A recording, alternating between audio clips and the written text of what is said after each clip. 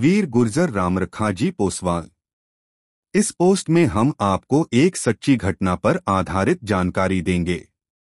आप स्वयं भी आत्मनिर्भर होकर इस घटना की छानबीन करके पुष्टि कर खुद को संतुष्ट करना चाहें तो कर सकते हैं। जानकारी के मुख्य पात्र 12 गांव पोसवालों कोचर के डेरों में से गांव जाग के रामरखा पोसवाल, जिन्हें रामरख्या ऊंटा भी कहते थे, वे होंगे।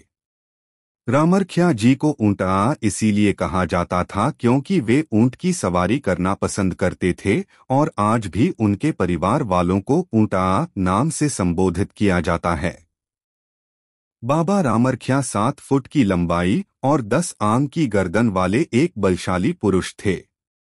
कई विशेष कारणों वश बाबा रामरख्या के अतिरिक्त हम इस पोस्ट में किसी भी अन्य व्यक्ति के नाम का प्रयोग नहीं करेंगे और किसी अन्य प्रकार से बाकी पात्रों को संबोधित करने का प्रयास करेंगे।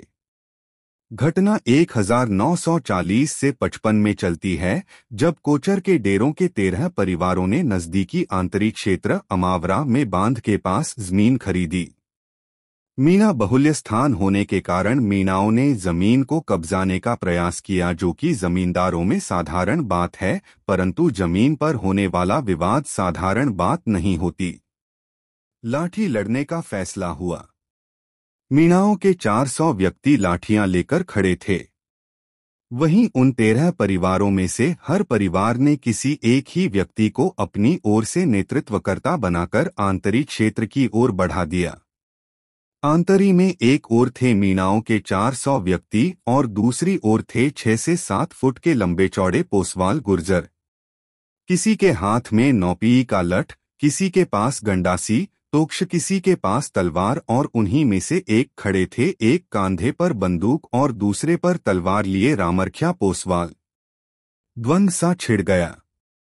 मीणाओं के 400 में से 270 से 80 लोग मारे गए और जो बचे थे वे चलने फिरने लायक ना रहे, परंतु उन 13 पोसवाल गुर्जरों में से किसी एक को भी खरोंच तक न आई। इस भयानक लड़ाई में अगर कोई सबसे क्रूर निर्दय रहा तो वो थे रामरख्या जी पोसवाल। पर 400 विरोधियों के बाद सरकारी मुकदमे उन 13 वीरों का स्वागत करने को तैयार खड़े थे। 13 पोसवालों का नेतृत्व बाबा रामरख्या ने किया, इसलिए कोतवाली की नजर पहले रामरख्या को धरत बोचने पर थी। गढ़मोरा पुलिस थाने से 90 से 95 पुलिसकर्मी सुबह सुबह पहाड़ के ऊपर बसे कोचर के 12 डेरों के गांव जाग में बाबा रामरख्या की तबारी के बाहर जा खड़े हुए, जहां रामरख्या कलेवा कर रहे थे। पुलिसकर्मी ने आवाज लगाई, हम आपको लेने आए हैं।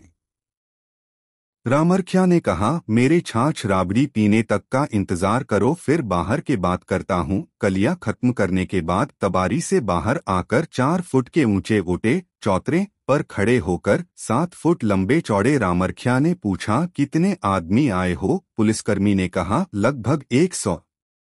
रामरख्या का जवाब आया, कम हो, थोड़े और लेकर आओ साथ में। पुलिसकर्मी गढ़मोरा थाने पहुंचते हैं और अफसर को हाल बताते हैं। अफसर ने सुना था कि रामरख्या एक शक्तिशाली पुरुष है।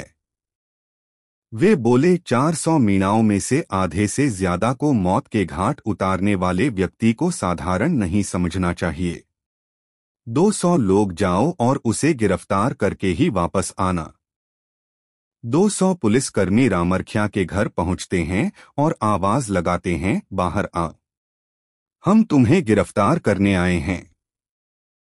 भीतर से रामरख्या की आवाज आती है, इस बार कितने लोग आए हो? पुलिसकर्मी आवाज लगाकर कहता है, 200 हैं।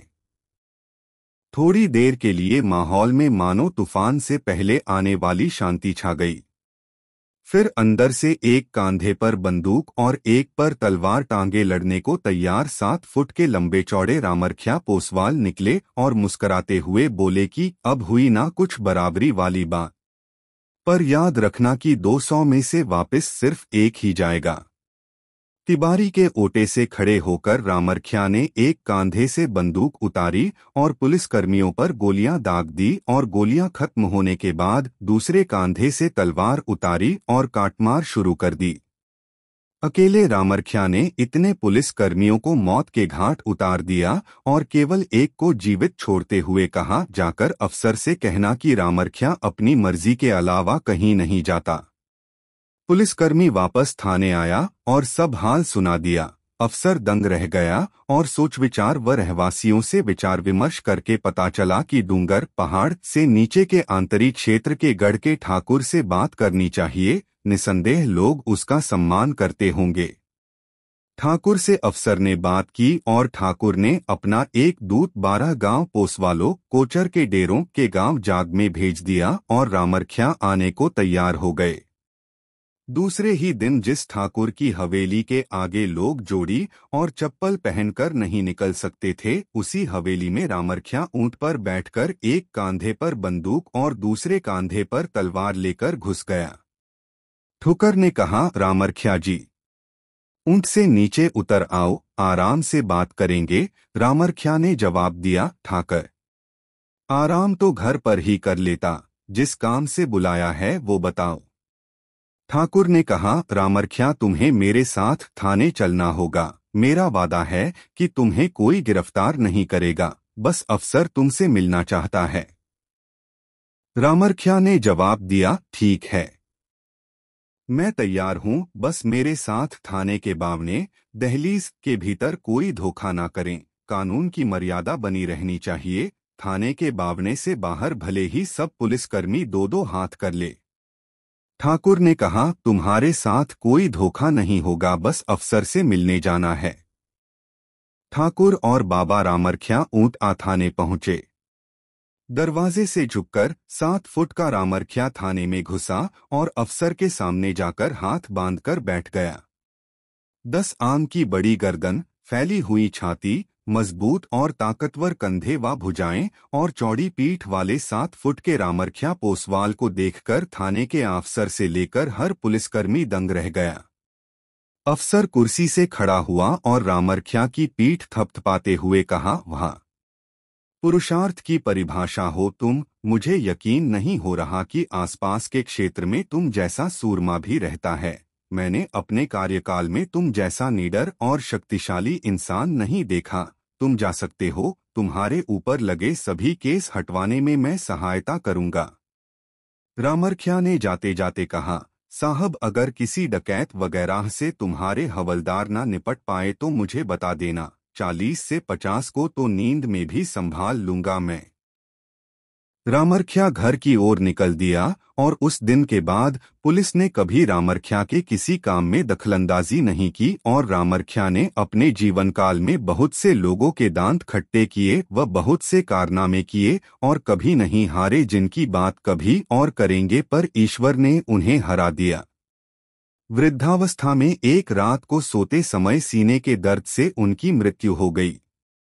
जिन लोगों ने उनसे मुंह की खाई, उनका कहना था कि रामरख्या को उसके द्वारा की गई हत्याओं की सजा मिली। वहीं पूरी दुनिया यही कहती है कि रामरख्या ने सदा ही समाज, भाईबंदी व न्याय की बात पर ही लड़ाइयां की हैं और जीवन जिया है, पर हम सभी जानते हैं कि मृत्यु एक अटल सत्य है। अपने पोते पोतियों को खिलाते हुए व सभी सुख भोग कर रामरख्या जी पोसवाल ऊंटा ने एक वीरों जैसा जीवन जिया और आज उनकी मृत्यु को 50 से 60 वर्ष हो गए हैं, तब भी उनके नाम की तूती आसपास के कई किलोमीटर दूर तक के गांवों में भी बोलती है।